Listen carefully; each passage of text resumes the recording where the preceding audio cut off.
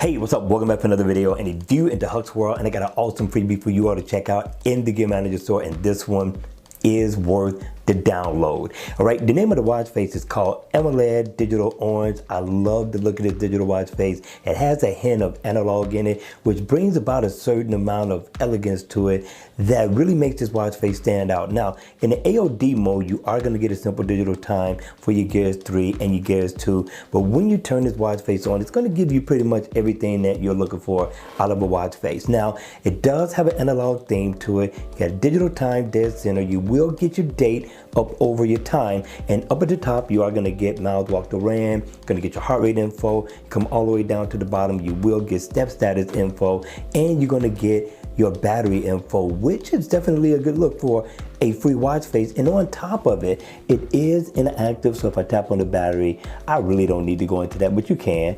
You tap on your steps, it's going to give you a step status info. Double tap right here, and it's also going to allow you to set an alarm. I thought this was a good touch, especially considering that the weekend is right around the corner. All right, you all, that's going to be it for this video. I hope you enjoyed it. I hope it was informative, and if it was, please make sure you hit the like button on the way out.